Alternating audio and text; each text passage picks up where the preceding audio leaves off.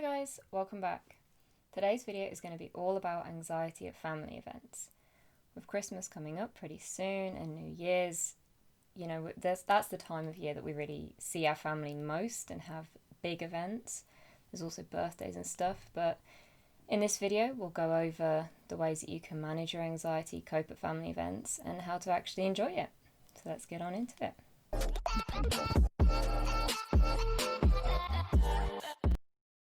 Anxiety at family events is pretty common, even if you don't necessarily suffer from an anxiety disorder. It's a time of year where there's usually a lot of judgment, a lot of questions.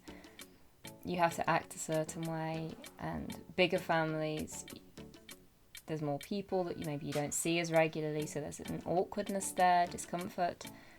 It varies from family to family. Obviously, some people get on great, but within families there is usually a couple of people who don't get on so great. So whether you have an anxiety disorder or not, hopefully this video will help you feel better at family events, whatever that may be, whether that's going to a relative's home, having people at your home, even going out somewhere. But today I really want to focus more on being at other people's houses and dealing with that kind of thing. So tip number 1 is to mentally prepare yourself, right? Go over how the last events went, how you felt, what you talked about, who made you feel worse, who made you feel better. Because when it comes to the actual event, you want to know that you can gravitate towards certain people. So that's the first thing. Mentally preparing yourself means also having your anxiety toolkit prepared, having your phone with you, knowing how you want to behave. With anxiety, you either come across fidgety or rude. That's in my experience anyway. So having a phone, if it's a meal, it's a bit tricky because often you're not allowed phones at the table, but there can be various apps that you can read certain things, play certain games, just to distract yourself from the anxiety that you're feeling.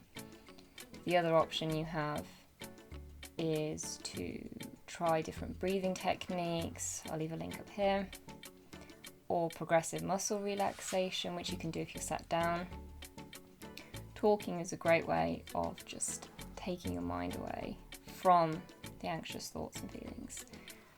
If you get a chance in the actual event, so let's say you're at somebody's house, you can try and move away from the main situation, either by offering a hand, helping in the kitchen, clearing away the table, grabbing a drink.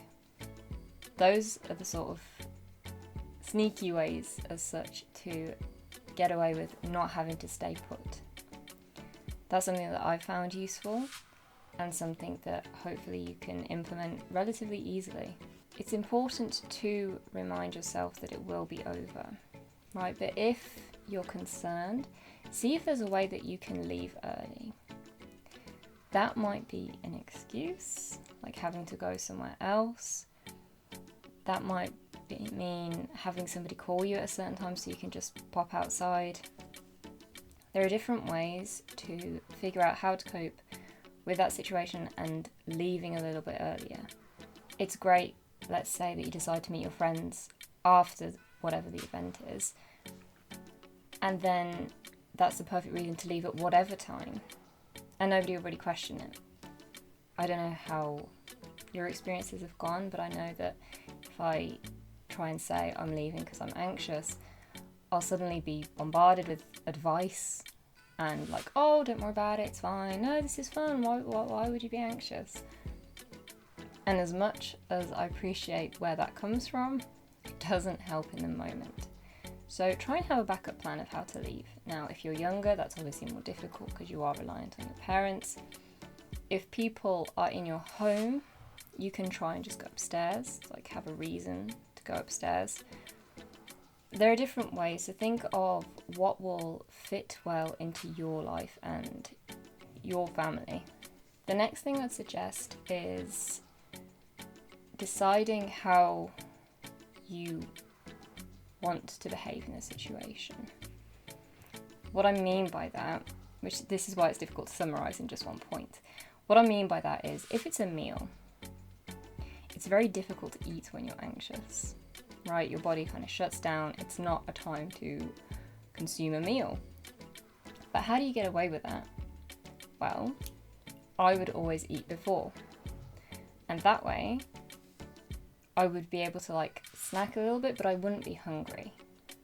Because the worst thing is, let's say you're really anxious at a time, you miss the meal, and then you're hungry afterwards. So try and eat beforehand. You know, try and drink water beforehand. Although drinking water that shouldn't be a problem. It's a great way to help with breathing or controlling your breathing. But it's about how you want to conduct yourself. So if you know that food's involved and you're not comfortable with food, then try and sort that out beforehand. It might also mean saying that you only want a certain type of food, which, again, each family event is different. If you think of Christmas, there's so much selection. You don't have to place an order. But if you're ordering at a restaurant, then order something small, something light, something that you know you'll feel comfortable eating. Because again, your gut is heavily tied to anxiety, to put it simply. So if you eat something that you're not used to eating or that you're struggling to digest, you might feel more anxious, and that's never a good place to be, especially if you want to stay out. The other thing with family events is to try and deflect into more fun activities. So if you're around somebody's house, it might be suggesting playing a game, putting some music on. Try and direct it in the way that you want it. Again, it's difficult because each family is different. I'm thinking about when I'm in situations with closer family members.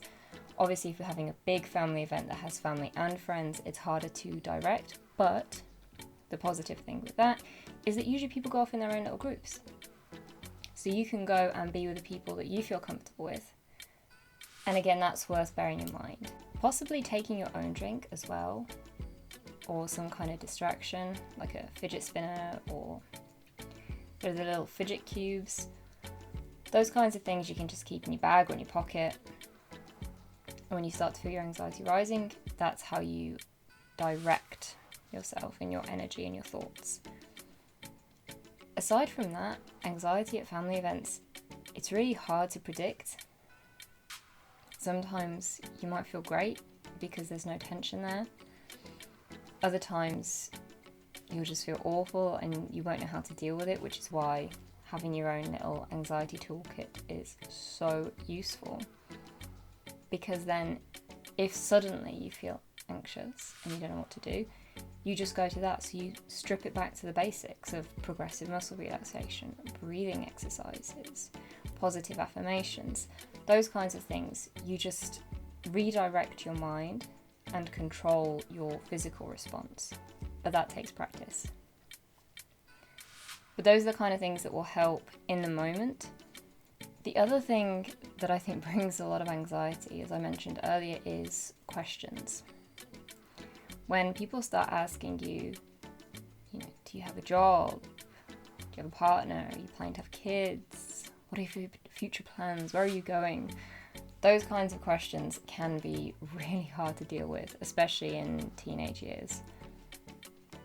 Saying that though, I have family members who are in their 30s and find it just as difficult to deal with those kinds of questions. So that's a common problem with family type events.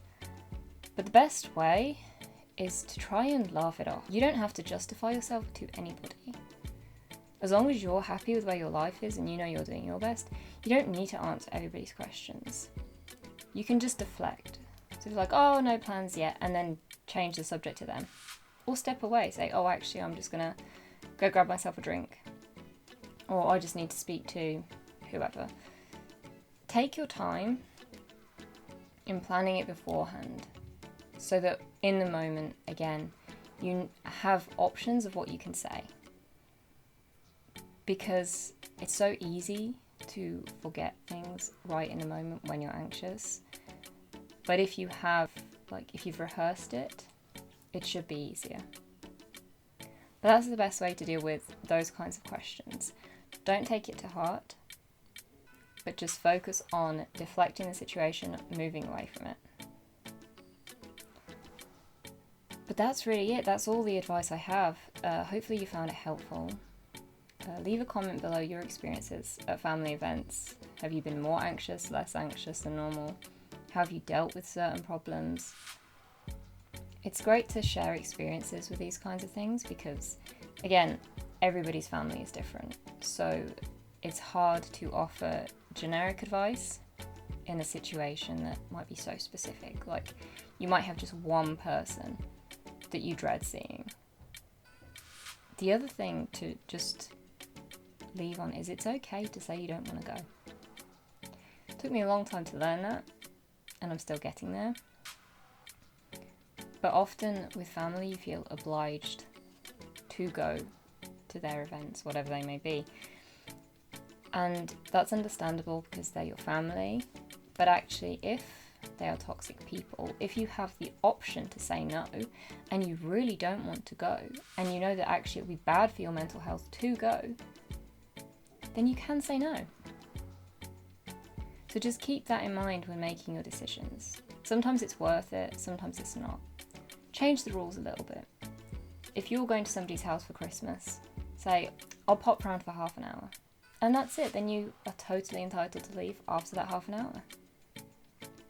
It's about making your own rules the older you get and finding what works for you, because ultimately it is your life.